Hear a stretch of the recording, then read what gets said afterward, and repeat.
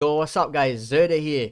Today, we're doing a tier list, okay? Everyone's been asking me, where are the tier lists? Everyone, aka no one, but they've all been saying, where's the tier list, bro? We missed the tier list, want to see a good tier list. And I cooked up the best tier list I could think of, okay? We're doing an Aura Merchants tier list, okay? And what does that mean when I say an Aura Merchants tier list? I mean that we're going to be talking about these guys who are considered Aura Merchants by many, by myself included. And we're going to be ranking these guys based on, are they, rightfully glazed? Are they, am I rightfully glazing them? Maybe I'm drinking the Kool-Aid a little. I think that they're going to be a future champ or, a future top guy, one of my top guys. Or maybe they're a former Aura merchant. They've lost all their Aura. We're going to be putting a lot of these guys in their places, okay? And, let's start off with somebody who I'm drinking the Kool-Aid, okay? I'm drinking the Kool-Aid. I'm pretty high on this guy. I think he's maybe future champ. Definitely future #1 contender type of status. We're doing Caio Borralho, okay? Caio Borralho. I didn't find a freaking good picture of him. I don't know why I have to use this picture of him, but listen, Caio, he put on a great performance against Jared Cannonier. In my opinion, probably the fight of the year. Either that or the Tyra versus Royval one. But listen, this guy, Caio Borralho, he's a bit of a beast. The thing is, I do consider him somewhat of an Aura merchant because if he's a part of the Fighting Nerds, he's an Aura merchant, okay? Everybody who's a part of the Fighting Nerds just automatically gets that. They get Aura points, okay? Because they're all undefeated guys. They're all, entertaining, very entertaining, all glazed by the fans. And I think Caio Borralho is the one who I'm probably most high on, okay? The one who I'm, I'm sniffing it, okay? Whatever that means. I'm just, I'm eating it up. And I think that this guy, after the performance against Jared Cannonier, I'll say this. I don't know if he should be rightfully glazed towards the, towards the top there. But I think that he's a good Aura merchant, okay? He's definitely a great fighter. The thing is, he did have a close fight. He did have a close fight with Jared Cannonier, but the thing is, who doesn't? Who doesn't have a close fight with Jared Cannonier, right? Jared Cannonier's the guy who, you're not going to walk through him. You're not going to walk through my boy, the Killer Gorilla, because he's a killer at the end of the day, and he's going to make you suffer. And he did. He did get knocked out, basically, in that fight, and revived by ground and pound, which was pretty sick to see. I don't know how... That is the fight of the year. I don't care what people say. That's the fight of the year. But yeah, Caio Borralho, good spot. Next up, we got a guy who's fighting. We got, brother Chimaev, brother Chimaev, I'm sorry, brother, you lost all your aura, you lost all of it. He lost all of his aura, okay, because this guy used to be, we're talking about him like he's the triple champ. This guy, I mean, obviously, Khamzat, I think he'll be the triple champ, and, there's, nobody can really stop this guy. He'll go through everybody, and just, easy, he's gonna be the goat of the sport. From that's what he used to be, to now being the guy who, I don't know, I honestly think, Whitaker might beat him. That's what a lot of people are thinking. I think he still beats Whitaker. I think he is a middleweight championship level fighter.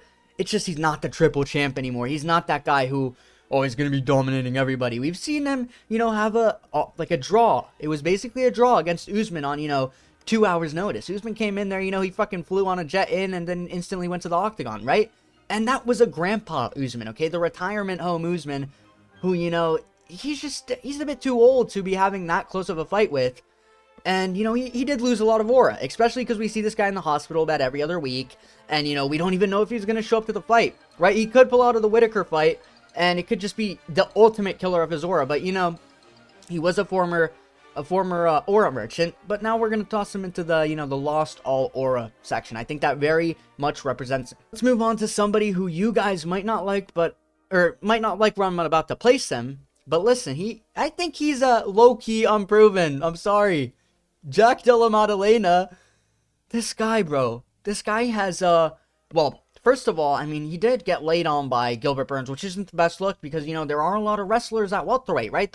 Welterweight's like the wrestler division, which is somehow welterweight gets glazed and, oh yeah, welterweight's my favorite fucking division. Meanwhile, it's just a bunch of fucking wrestlers who are 60 years old. But it's not good if you're, getting laid on by Gilbert Burns at welterweight, especially when we got guys like freaking Sean Brady, big Sean Brady and Bilal Muhammad up there.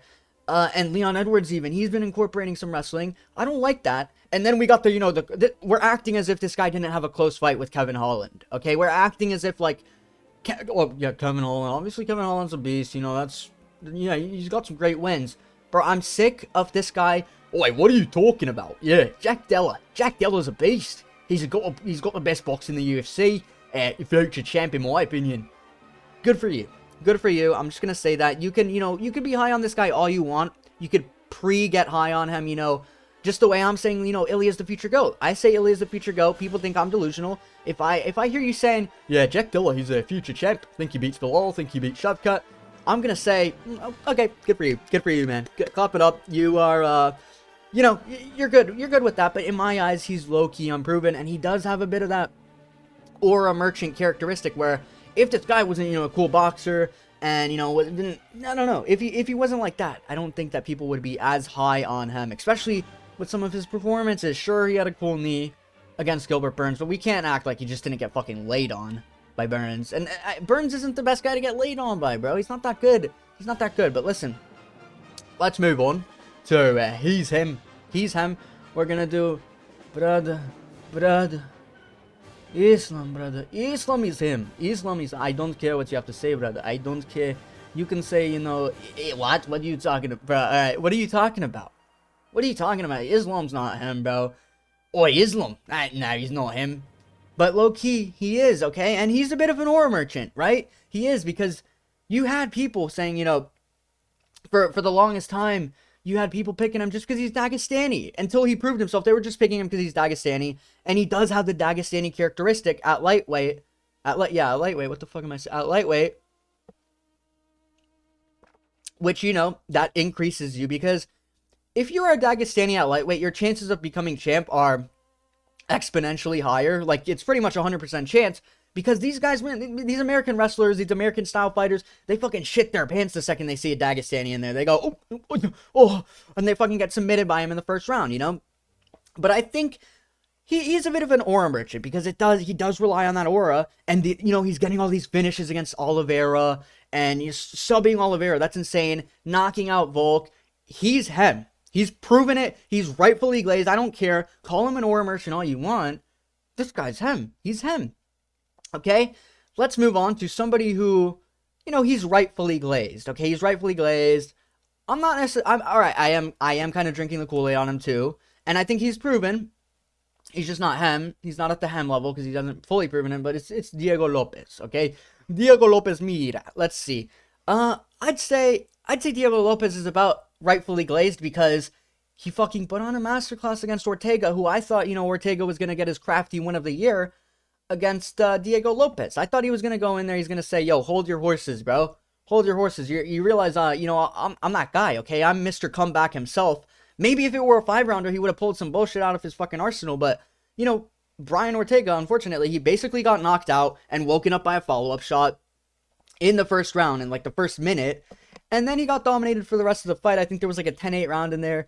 And Diego Lopes surprised me, okay? I know a lot of people were already high on them. They were already drinking the Kool-Aid, and that's why he's rightfully glazed now, because he's proven it to me. He's proven that, before when people were saying, bro, he's hem, I thought he was hem too. I just didn't think, he was going to go from, I guess he did fight Dan Ige there in the middle, but I didn't think that he was going to be able to beat Ortega immediately. I think Ortega's a bit underrated. I thought, maybe he's not so much underrated anymore, but I thought he was. Thought maybe, he's going to be able to beat, a top 5, like a Josh Emmett or something. But, he's proven to me he is rightfully glazed. And so I think Diego Lopes, that's a good spot for him, in my opinion. Let's move on to somebody who's low-key unproven, but does get glazed a lot. Mauricio Ruffy. Now, we've only seen this guy fight once. That's the only reason he's here. But he is a part of the Fighting Nerds. So, like I said... Yeah, of course. Like I said, if you're a part of Fighting Nerds, you get glazed, okay? You're 100% guaranteed to get glazed. Like I said, he's undefeated, I think. Well, undefeated in the UFC, at least. He's getting the, the McGregor comparisons because he's got that cool style. Like a Brazilian McGregor almost, right? That's what everybody says. He's got the cool little takedown that he got. And, it does seem like at a first glance he's rightfully glazed, but then you gotta remember, dude, he's doing this against... God, it was Jamie Malarkey, bro. Listen, that's what I mean, though. He hasn't fought in fucking 3 years now. It's been so long, brother. We need to book you. I think you are booked. But, if we get you booked, maybe I'll start drinking the Kool-Aid a bit. But for now, I'm going to say, listen, hold the horses on this guy. I just haven't seen enough. I just haven't seen enough of him. You know, I'd like to start drinking the Kool-Aid, but mate, I just think he's a bit unproven. So for now, he's gonna be over there. He's gonna be in the unproven section. But you know, I think after maybe 2 fights, maybe after his next performance, even if he has a great performance, I'll start drinking the Kool-Aid. I'll start drinking the Kool-Aid. But let's move on to somebody who recently lost all their aura. Okay, I even picked this guy. You could probably guess who it is. Maybe, you know, a Frenchman by the name of Benoit Saint-Denis. Benoit Saint-Denis lost all his aura for me because, listen, we all thought this guy was gonna go in there and like, you know, well, not all of us. I shouldn't say all of us because there were the guys who did pick Renato Moicano, right? We picked Moicano, not me, but you know, you guys picked Moicano, and you knew he couldn't afford to lose.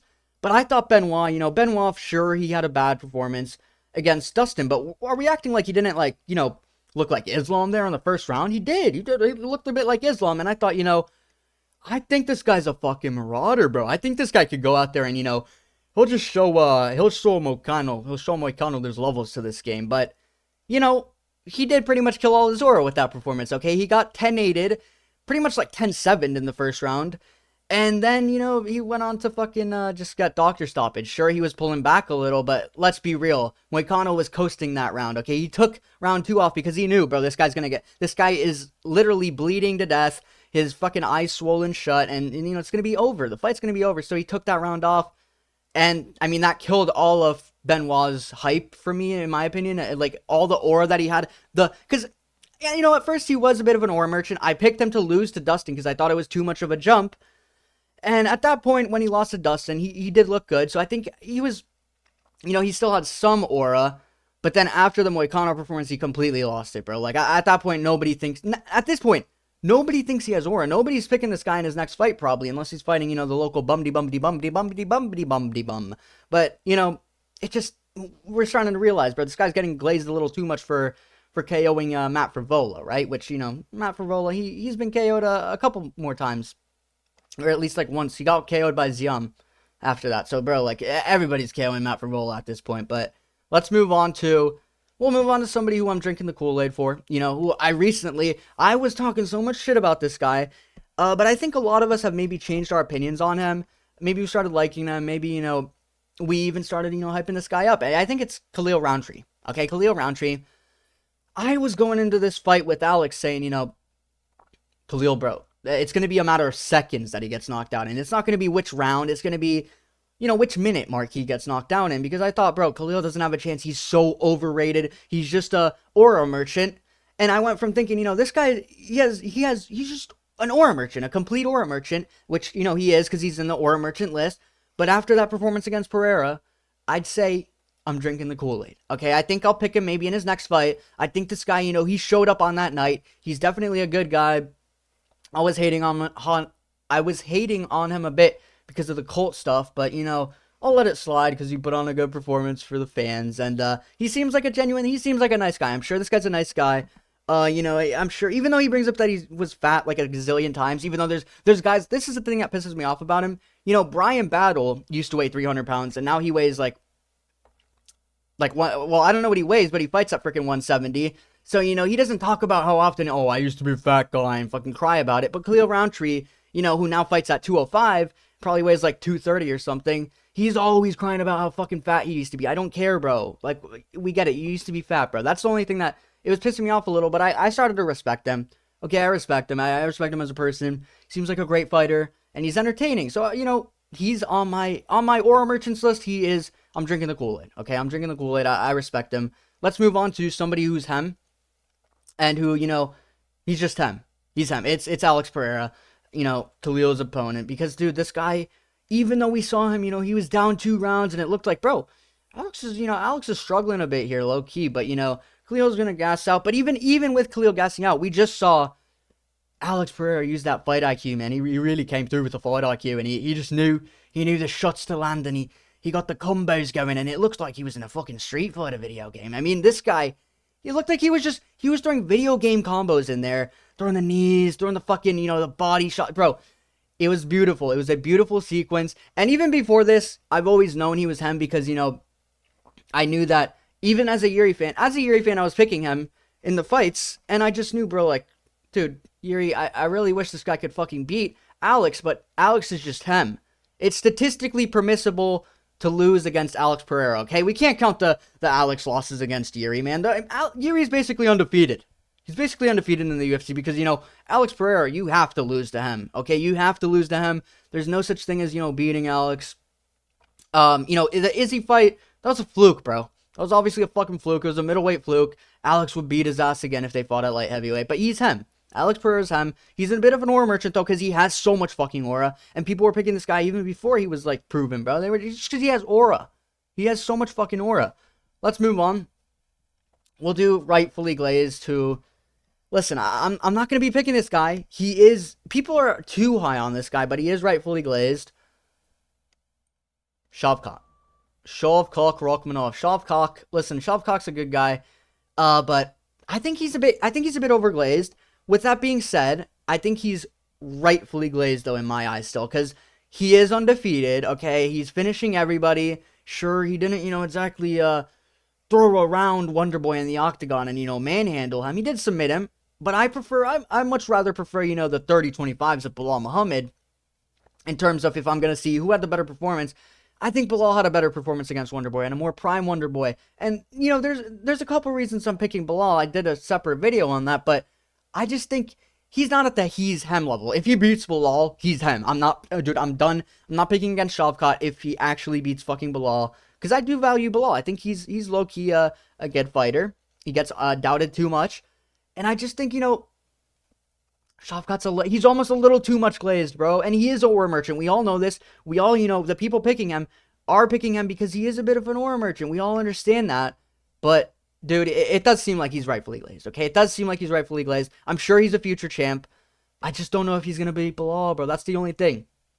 Now, we'll move on to somebody who lost all aura. Paulo Costa, bro. Okay, Paulo... Listen, bro, this guy's 4 losses out of his last 5 fights, I'm pretty sure, something like that, and his only win is against Luke Rockhold, bro. This guy used to have so much aura, okay? He used to have so much aura. He's still a funny guy, right? He's still a funny guy, but we used to think, this guy's a fucking finisher, bro. He'll go out there, he has fucking stones in his hands, he'll fucking knock you out in 1 second.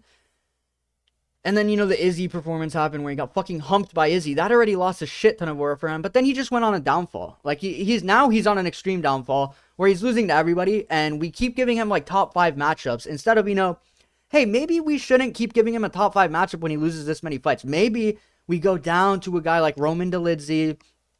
Or, somebody in maybe the number 10 or even a number 15 type of area. Just because, bro, Paulo Costa, we're going to fucking make him lose all of his belief in himself. He already has lost, almost all of his belief in himself because just how many losses he's gathered. Brother, this guy, he lost all his aura, okay? He's not here anymore. I don't think he believes in himself, so I don't know why I, as a fan, would believe in him anymore. But, I think if he can pull something off, he could gain a little bit of his aura back. But for now, he's just a former aura merchant. It's the legend of Paulo Costa.